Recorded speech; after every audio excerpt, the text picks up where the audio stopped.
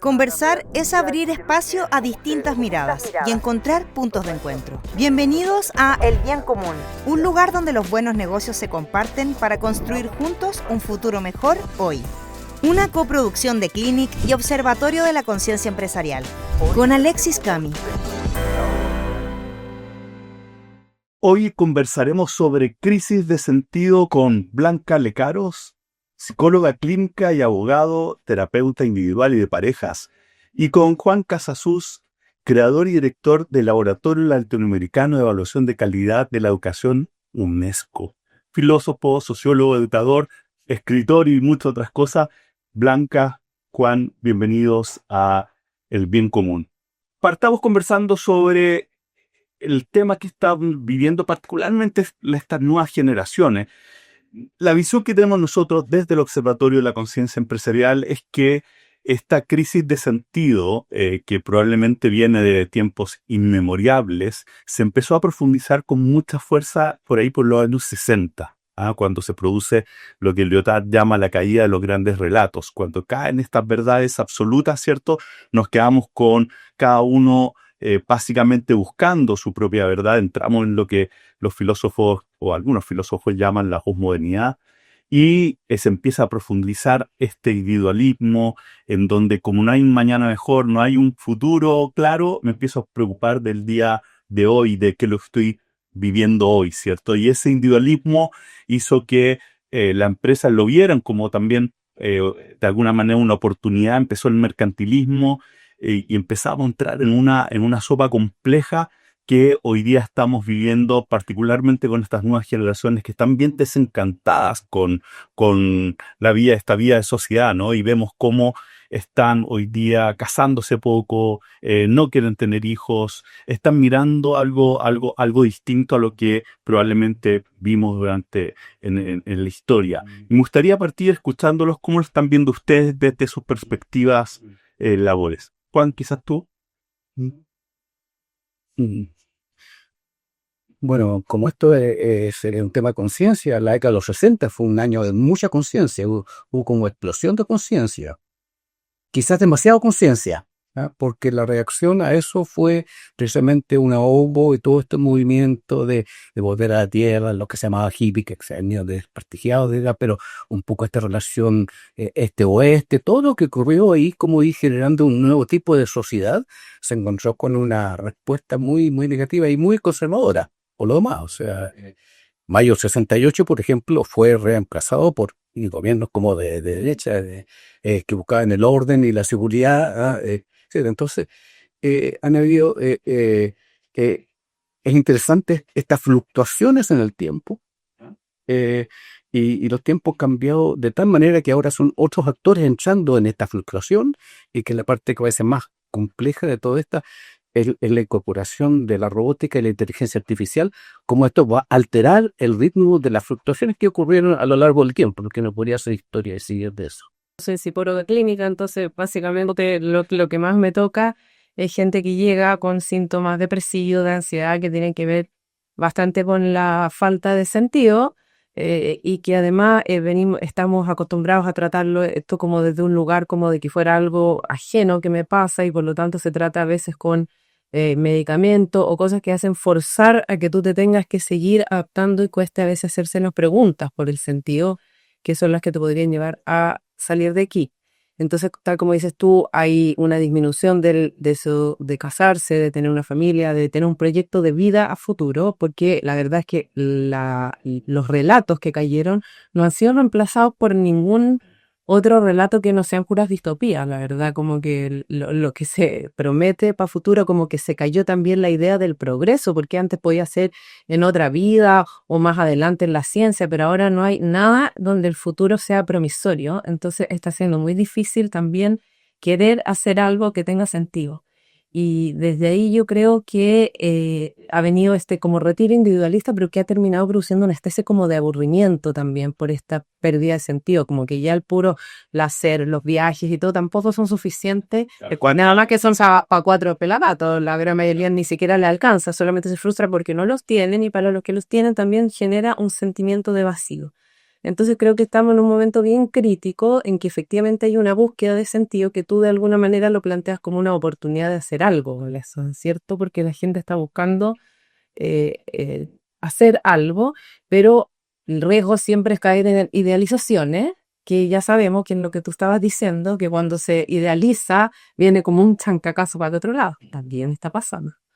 Entonces, yo lo que veo, que era lo que estábamos conversando antes con respecto al trabajo, es que también se está produciendo una especie de idealización a veces, de esperar que ese sentido que no estoy teniendo, que ya no lo está dando la familia, la relación de pareja, se está buscando a veces en encontrar como el trabajo ideal, como una especie, lo que yo te decía, como trabajo príncipe azul que me va a llenar todos los espacios de la vida y una vez que lo encuentre voy a ser plenamente feliz.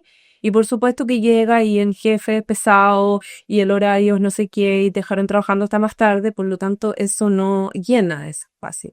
Eso lo estoy viendo harto últimamente en la consulta, como la espera de que el trabajo te venga a llenar ese espacio vacío. Bueno, de hecho, The Global Purpose Index, que lo saca Harvard Business Review con EY, Beacon Institute, decía el 2023 que el 89% de los empleados afirma que quiere que su trabajo tenga propósito.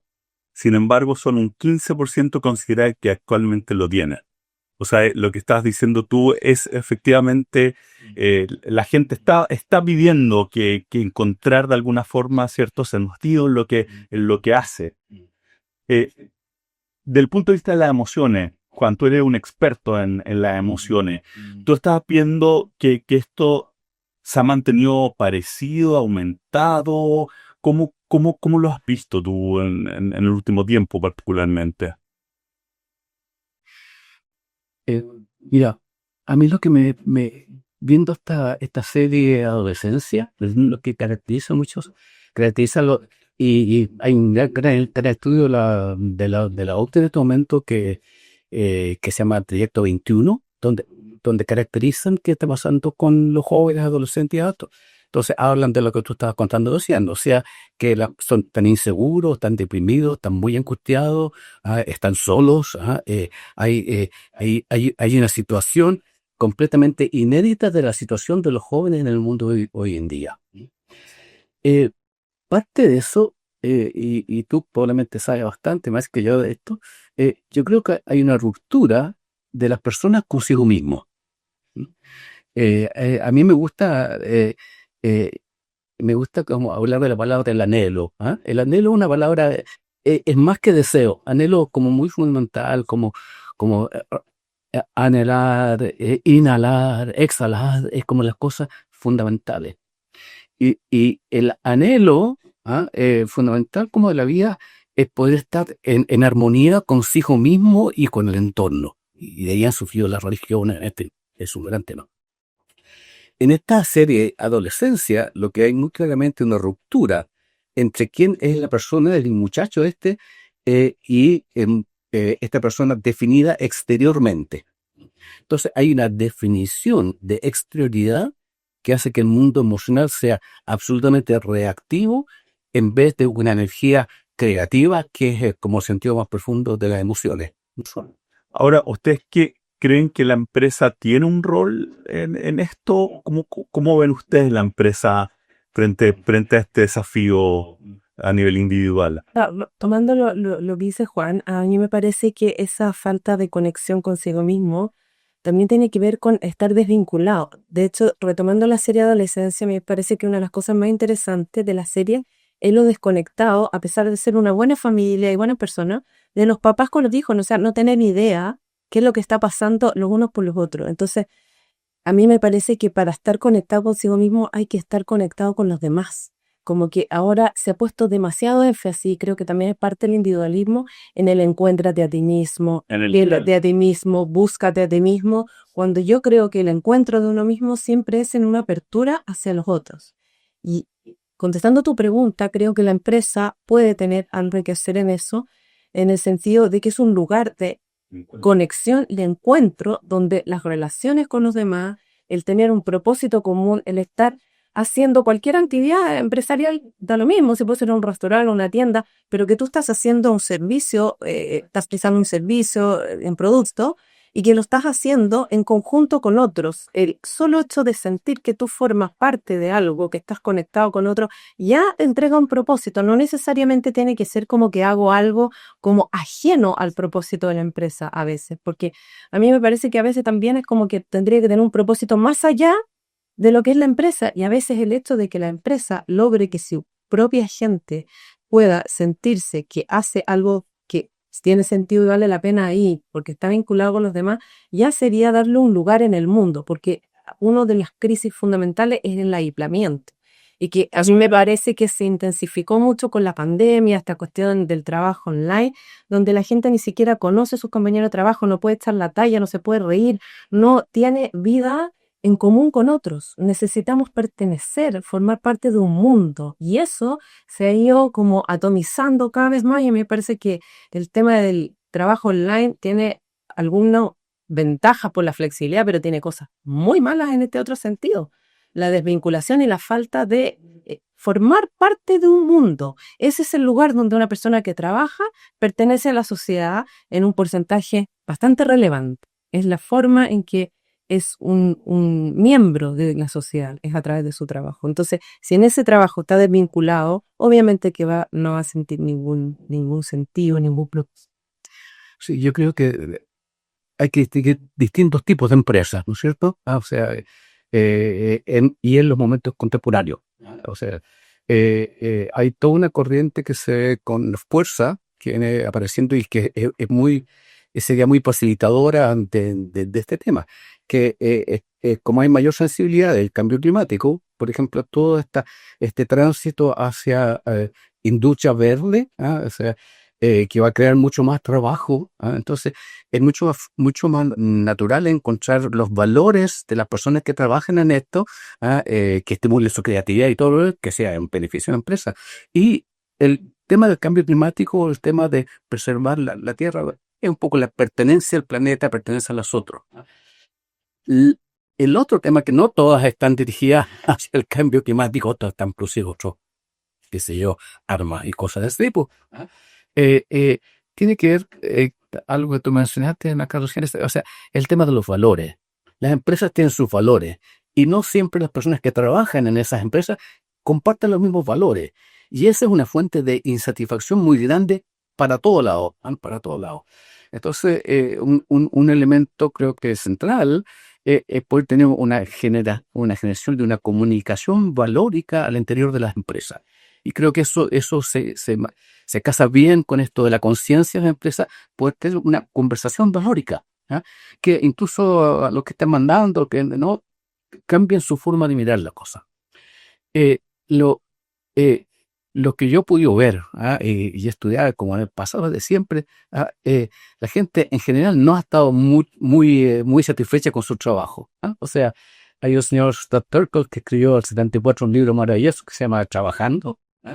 Y de todas las personas que entrevistaron, habían dos tipos de personas que estaban muy contentas con su trabajo: los luthiers y los profesores. El resto tomaba el trabajo como una forma de ganar dinero, pero no lo pasaban bien. Ahora, la dignidad del trabajo para ganar dinero, para soltar la familia, está muy bien, pero esto se echaba a perder por el tipo de menosprecio que se daba al interior de las empresas. Entonces, tener extraordinario cuidado con el menosprecio al interior de las empresas, que también se da ahora. Entonces, de un lado tengo otros temas de conciencia empresarial. Sí, hoy lo tenemos como la ley Carín y otras leyes también que están se están entrando a apuntar en esa dirección, ¿no? Sí. Es interesante eso que está diciendo. De hecho, a ver, un dato dice: Gallup Global Workplace Report del 2024 dice que solo el 23% de los trabajadores en el mundo están comprometidos con su trabajo. Es decir, el 77% restante está desconectado o incluso activamente desconectado de lo que está haciendo.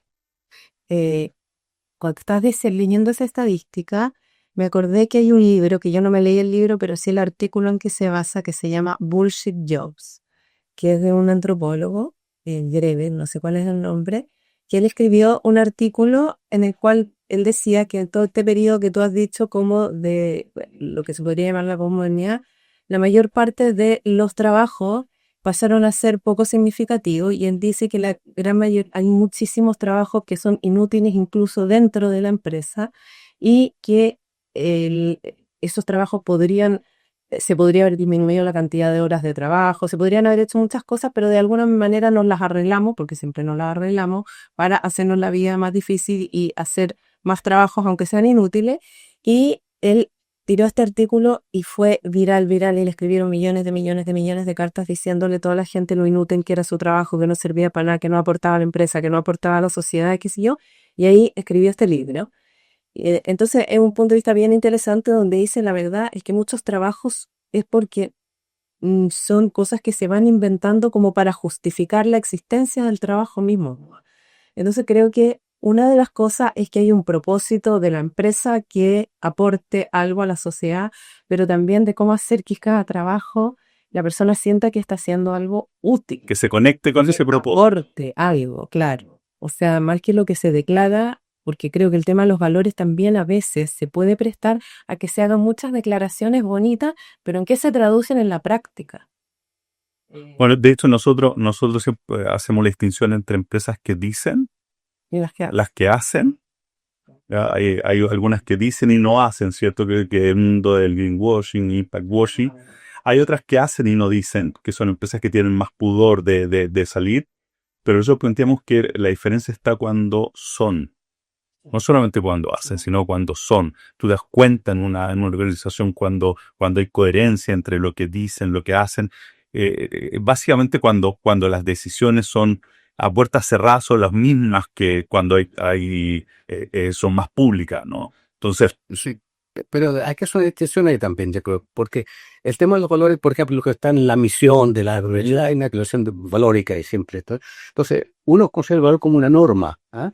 Y eso está bien, o sea, hay que tratar bien a la gente, no hay que matar eso, está muy bien. Pero otra cosa son los valores de cada uno, los que están vivitos y coleando. Claro. Y esos valores son creados por el mundo emocional. Porque el mundo emocional, o sea, presta atención a lo que es importante para la persona. Entonces, la persona va a través del conocimiento de su propia emocionalidad, va generando sus propios valores. Y es esa conversación valórica la cual yo creo que habría que tener como la empresa. Porque nadie, este es un espacio de paz, no es un espacio de conflicto. Hablar de los valores que son reales para cada uno es un espacio como como te digo, de no agresión. Porque alguien dice, o sea, a mí me gusta estar con otras personas, eso es lo que más me gusta. Nadie pelea con eso. Uno puede pelear con las estrategias para satisfacer eso, pero no con ese principio. Entonces, una conversación valórica de estas que están vivitas y coleando, no las de la misión, son las que pueden generar una comunidad que pueda trabajar hacia un objetivo mucho mejor que si no hubiera esta conversación. Y eso va lejos, porque ese tipo de conversación, por ejemplo, te lleva a una persona a decir, bueno, lo que yo estoy tratando de hacer es esto. Y yo lo hago de esta manera. Bueno, el jefe puede decir, bueno, es que yo quiero que tú lo hagas de esta otra manera. Hay una conversación ahí, ¿te fijas? Entonces, es cambiar el nivel de la conversación y que las personas encuentren una satisfacción en poder conversar de aquellas cosas que son importantes personalmente en el mundo del trabajo. Claro, es que eso también apunta al tema de estar realmente vinculado lo uno con lo otro en el trabajo, y que no sea como una especie de commodity reemplazable y que da lo mismo, porque eso es lo que permite involucrarse, porque estar involucrado es lo que da sentido. Las estadísticas que tú dijiste es que la mayoría de la gente no le encuentra propósito y está desconectada, incluso está como desconectada a propósito. O sea, está realmente siendo como un robot de sí mismo que está cumpliendo sin estar comprometido con lo que está haciendo, y eso pierde sentido. Y otra cosa interesante, yendo a tu primera pregunta, es, ¿le interesa a la empresa? Sí, porque cuando tiene trabajadores que no están involucrados, comprometidos, por supuesto que le va a ir peor que si la gente se la está jugando por octava porque está haciendo. Entonces, obviamente que esto le conviene a las empresas, porque si no están teniendo mucha rotación, mucho desgaste, y además se van desgastando también los gerentes. O sea, toda la gente se va desgastando y va perdiendo fuerza hasta el producto, el servicio que prestan, digamos. Entonces, no es una cosa que sea solo por sentirse buenos o creer que estamos Buenísimo, como sino que no, es tiene como por una impacto económico. económico. Justamente, esa es justamente la oportunidad que nosotros planteamos desde el observatorio, que hoy día se da por esa singularidad en donde tú puedes generar el bien común y hacer un buen negocio. Exacto. Ahí parte del bien común tiene que ver Exacto. con generar que tener una organización que suscriba un propósito superior, que esté conectado con un dolor social, de modo de que tenga un anhelo de disminuir un dolor social. Y si el modelo de negocio está construido sobre eso, entonces tú tienes una organización o una empresa que mientras más vende, mejor le hace a los distintos grupos. Y eso a los distintos grupos que a veces puede ser un dolor social más allá, como puede ser algo relacionado con la pobreza, la educación, pero también a veces es cumplir su propio fin empresarial que aporta algo útil a las personas que no tiene por qué ser relacionado con un dolor social. También puede ser una empresa de cualquier cosa, un restaurante, digamos, o sea, pero que preste bien su servicio, pero sí genera bien, aporta al bien común en cuanto al darle trabajo a personas que están satisfechas con su trabajo, le está dando bienestar a muchas familias, está aportando a la salud mental, que ahora está tan de moda usar ese concepto, digamos, está aportando al bienestar de la sociedad en el ámbito que le corresponde. Ahora, ¿cuáles son las características de una organización qué prácticas uno puede incorporar en una organización para que se dé ese espacio desde la experiencia de ustedes que han visto? Es que yo creo que el reconocimiento, o sea, lo que tú decías, tener esas conversaciones tiene que ver con el reconocimiento de las personas que están ahí, porque a veces yo en poco tiempo que hice algunas pegas como psicóloga laboral, y que hice estudios de clima o qué sé yo, cosas así, la queja absolutamente radical de las personas era no ser vistas y no ser reconocidas, que nadie nos reconozca el trabajo. Entonces, son cosas súper simples a veces. Ser reconocido en trabajo, existir, tener un espacio. Saludar, desde saludar, no voy a ir donde soy que no me saludan, no me ven. O sea, estás con una firmedad y nadie se enteró. Imagínate ahora con el trabajo online, nadie se enteró de tu vida personal, en el espacio donde le dedicas más tiempo de tu vida, eso. Y también que lo que tú haces puede desarrollarte también en el interior de la empresa, que lo que tú quieres decir aporte algo, que te escuchen, que puedas discutir con tu jefe, que no se te impongan las cosas a la fuerza. Creo que todas esas son cosas que... ¿Tu pana agregaría algo? Que creo que el desafío que hay con el cambio climático y con la robotización, la inteligencia artificial, implica una mirada a las empresas muy distinta, muy distinta. ¿Ah? O sea, está todo el mundo yéndose hacia la inteligencia artificial, aplicando a las empresas, lo cual va a crear bastantes problemas, creo yo. Pero en un mundo de competitividad, lo que se va a requerir más quizás es generar creatividad, ¿no? O sea, generar las condiciones para que pueda haber mayor creatividad e innovación, cosa que en Chile sabemos que está muy, muy mal, ¿ah? Pero ese genera este espacio de creatividad. Y a eso entonces lo que creo que, estando de acuerdo con lo que estábamos conversando reciente, fíjate, para ir un poquito más, está el tema de la capacitación, ¿ah? De generar mayor capacitación y espacios de creatividad, ¿ah? Eso son como cosas importantes.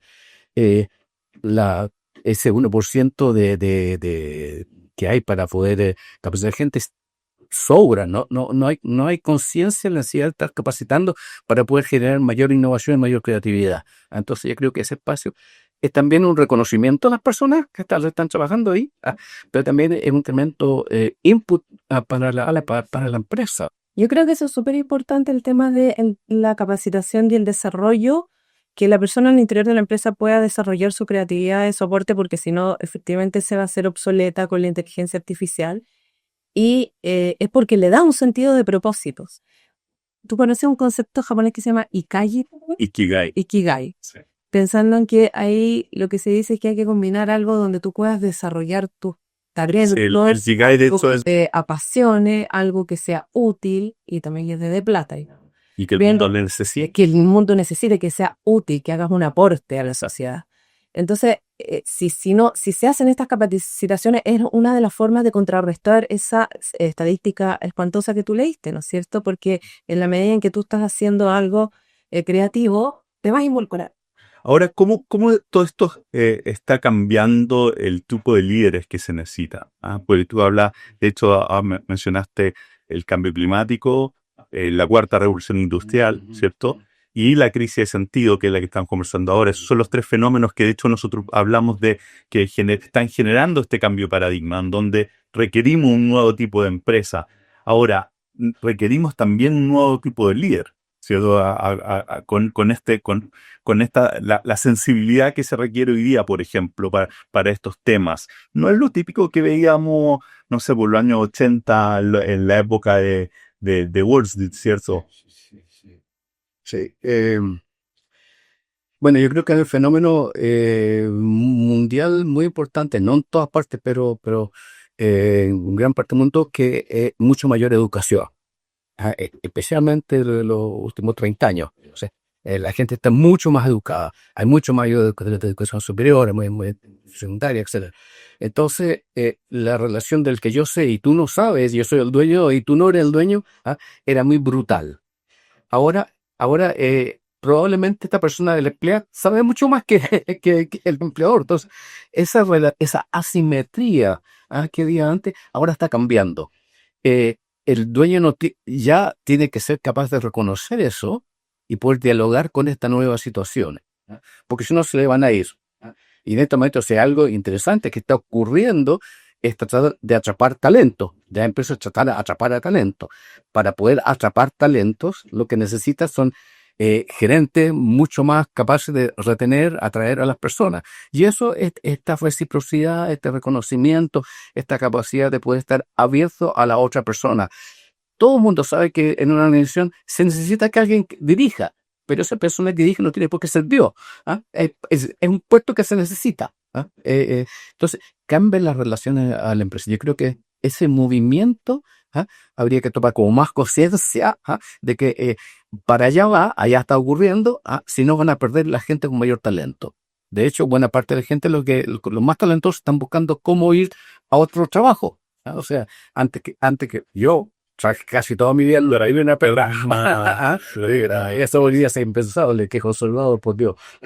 Y este cambio de paradigma también, una de las cosas que produjo, además, de hecho, tiene que ver con el empoderamiento de las nuevas generaciones, producto de la tecnología, ¿cierto? Entonces estamos viendo a estos jóvenes sumamente empoderados y eso está generando mucha presión sobre los liderazgos. Es súper importante porque como la crisis de la autoridad que está dándose en todos los ámbitos, acá en la empresa, quizá porque lo mismo está pasando con los colegios, en la misma familia, la crisis de la autoridad ejercida como antiguamente ya no funciona porque simplemente no se respeta, como que hay que ganársela. Terminó la sociedad disciplinaria en el cambio de paradigma. Entonces hay que ganársela, pero no haciendo la pata ni diciendo las cosas que el otro quiere oír, porque eso también es falso y la gente ahora no soporta esas cosas falsas, tampoco le hacen sentido.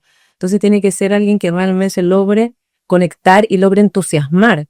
Porque si la crisis es de sentido y está no involucrado por la pega, el líder es el que logra que la persona se entusiasme y tenga ganas de estar aquí. Eso creo que es una característica importante del liderazgo que se requiere. Y para eso se requiere escuchar, conocer, descubrir por dónde llevarlo para que quiera participar y involucrarse. Entonces creo que esos son tipos de... No como hacerse el buena onda, que creo que son cosas como sucedáneos falsos que son peores, porque se pierde la autoridad, se pierde la autoridad antigua y no se gana una nueva. Hoy día lo genuino es lo que bueno, yo creo que eso también me parece que es algo importante, como que hubo un intento de hacer muchas de estas cosas como desde un discurso, como tomando mal esta idea de que el lenguaje crea realidad como si uno cambiara unas palabras y fueran a cambiar las cosas. Creo que eso ya basta. Es hora de que las cosas sean verdaderas, porque la gente ya las reconoce. La alergianza es palabra falsa. Ahora, hablamos del narcisismo. ¿Qué está pasando con el narcisismo hoy día en la sociedad? ¿Está aumentando? ¿Se está viendo más presente?